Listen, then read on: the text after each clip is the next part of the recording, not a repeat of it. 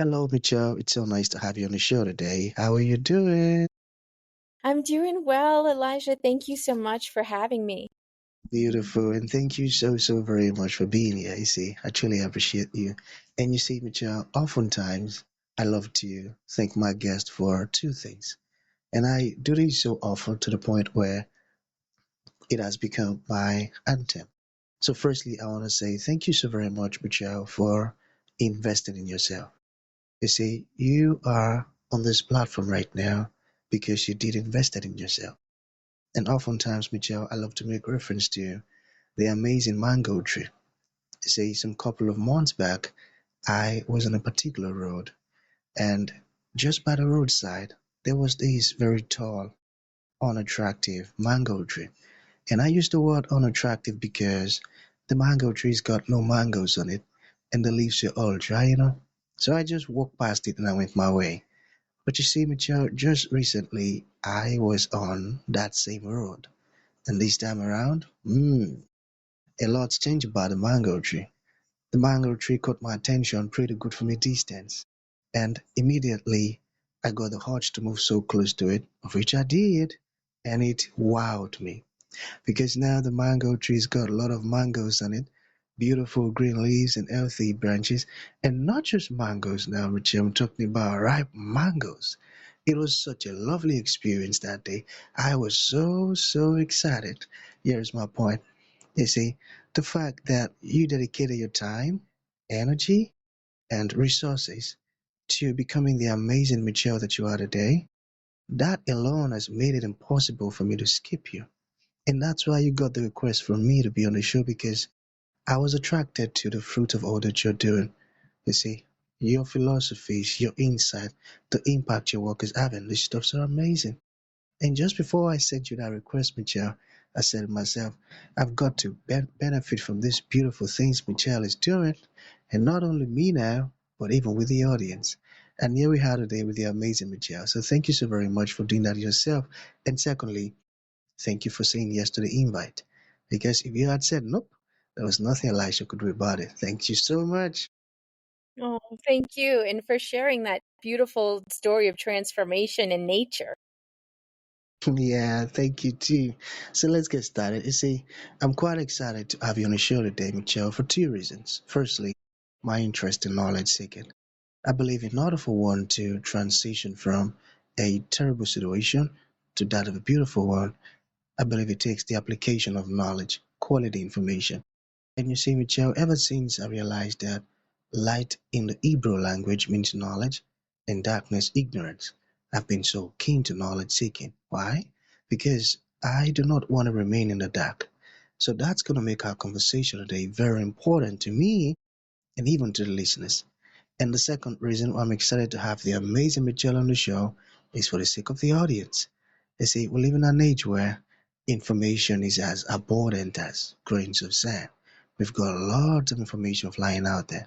So these folks trust me for quality, eye-opening, and very important information, of which I am totally convinced, Michelle, that our conversation is going to be insightful and impactful. So for that reason, Michelle, let's get started with your introduction. Talk to us about your personal or your professional journey, because right now we are so curious. We want to know how Michelle got here. Then afterwards, I've gotten some beautiful questions for you. Okay, Michelle, over to you. Hey, well, thank you. Well, I guess I can start by saying I am from New Orleans originally, and I, I, love my family. It was a very important experience. And there was still some trauma and some difficulty early in life, and that is what sort of propelled me to study social work and earn my master's. And I spent some time in New Orleans pre-Katrina doing that sort of work. Um, and after some time living, we had to relocate to California. I was introduced to the world of coaching. And coaching, as you probably know, Elijah, is about transformation. And it was so empowering to learn what was happening in the world of neuroscience and positive psychology And it was one of the first times I felt like, and for myself, not just my clients, that you are more than your diagnosis.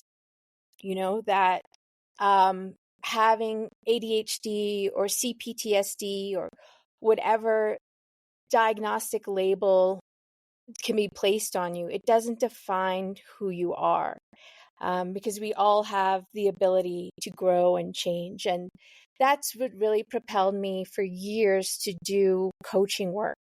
And I saw firsthand with clients of all ages, from college students to people who were retired, using their strengths and tapping into internal wisdom and life experiences and transforming their lives by making the choice to do so.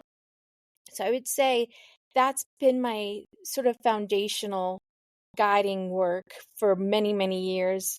And even more so, I think, since COVID, when people have been feeling very disconnected, um, from themselves or from each other or from nature. I'm very spiritual, so I'll say from God. Um, and that's also part of my work, is to focus on connection and community as a form of healing. As we're doing this together today and having these meaningful conversations, I feel like that is a big part of our individual and collective healing. That's so true. And you see, it's amazing the impact that what you're doing is causing in the world. I tell you, and I've got to say this. Thank you for the beautiful stuff you're doing. So there was this part I'm curious about. Okay, so why is burnout so common among women today? Oh, yeah, that's a great question. Thank Well, you. I mentioned social work, right? So I always look at these challenges on not only an individual level, but a systemic level. What's happening within our society and our systems, the sociocultural factors. So I believe, and I've seen, and the research supports this, that, over time, women have increasingly, the burden of running a household, oftentimes, whether you're working in or outside of the home, maybe parenting or caregiving for older parents, or just managing the multiple priorities without extended family around, often without a tribe or village of support. Um, I think that's a big part of it. We've, like I mentioned, this disconnection that's happening. And it's often the case with my clients where, and I experience this myself, you feel like it's sort of being ungrateful to say that it's hard, being able to achieve what we've achieved. And the work that I've done I wouldn't have been able to do this without, forward movement in feminism and women's rights and a lot of the freedoms that we have. And simultaneously, the pressure, both internal and external pressure, that women often feel to perform at a certain level, to lean in, which was a big, business philosophy years ago, and do it without asking for support. That's such a big challenge. And feeling that isolation and shame and guilt that often comes with not being able to sustain the grind, um, is a big part of the burnout. Biologically, so we could talk about biology too, in terms of differences in how we need periods of rest and recovery due to changes and differences in our hormonal cycles, biologically different from our male counterparts, and that is strict biology. So I think the structures that are in place, late stage capitalism, all of the ways in which I worked in corporate, I did consulting in tech for a long time, that, like I said, it's a both individual and it's systemic. It's both individual and systemic. I got that. So what about this one? What's your take on the superwoman ideal. Yeah. Yeah, it kind of goes back to what I mentioned of this idea or concept that we have to do it all and we have to do it all at 100%. And I think that that's been programmed in us. I'm Generation X, so I know my generation and a lot of the women that I know are achieving maybe what our mothers didn't have the opportunity to do. And there's a lot of both privilege and pressure and expectation that comes with that, wanting to do a certain amount of achievement or whatnot. I'm also my background of my mother was first generation. I mean, my mother was an immigrant, and so there's also, my mother didn't complete college. So, I have first generation a college graduate and received my graduate degree as well. So I think that there's a lot there as well. I got that. I got that. So, I'm not so sure. I just want to confirm. Do you think ADHD and trauma are connected? I do. I believe that there is often a misdiagnosis of ADHD when in fact there is trauma. I've seen this. Can I share an example of this from my time in New Orleans? I was working as a social work intern in an area of New Orleans that had a lot of intergenerational trauma, poverty, food insecurity, violence, and seeing kids at a very young age being labeled with ADHD and oppositional defiant disorder, and not people not looking, educators, clinicians, doctors not saying, well, what is contributing to this? What is going on in the environment that, these kids are in a constant state of fight or flight? Their nervous system is activated all the time. Of course, their prefrontal cortex and their higher order brain is offline. They're in survival states. So that's just an example. But yeah, I think oftentimes, and for years, I think that's been missed. It's starting to be talked about more and more, but I do think that they can be conflated. Thank you for sharing that. Now I'm sure and saddened. So, what makes your ADHD coaching different from traditional methods? Oh, yes, thank you for asking that. So I'll start by saying this. When I was diagnosed or sort of self-diagnosed in my 30s, I knew that I had always struggled with anxiety and in executive functioning challenges, and I knew that I had myself experienced trauma, but like I said, that wasn't being talked about. I went the traditional route of ADHD coaching, which is very focused on cognition, right? It's about time management and productivity and optimization and really getting to a place where you can manage your symptoms from that standpoint of, working on executive functioning and building in these systems. And I did that for a long time. I worked in the world of ADHD and presented at CHAD and different conferences, built a program in New Orleans at a university. And what I learned through that program, when we worked with college students, it has to be very holistic. So to answer your question, we're not just working on top down approaches, meaning higher order thinking and executive functioning. We're working holistically. So I look at physical well-being, all aspects of physical well-being, and that could be movement, sleep, nutrition, hydration, right? All of these pieces, Wow. mental and emotional flourishing, spiritual growth, and community and connection. So those are my four pillars. And that is really the foundation of how I work with my clients, especially my neurodivergent clients. Mm, amazing. And that sounds like a very effective approach. And I see why you're so unique. I love that. I love that. That's a beautiful one. So we have two more to go, okay? So you've been mentioning connection, but I really want to grasp it to the core. So what does real connection mean to you?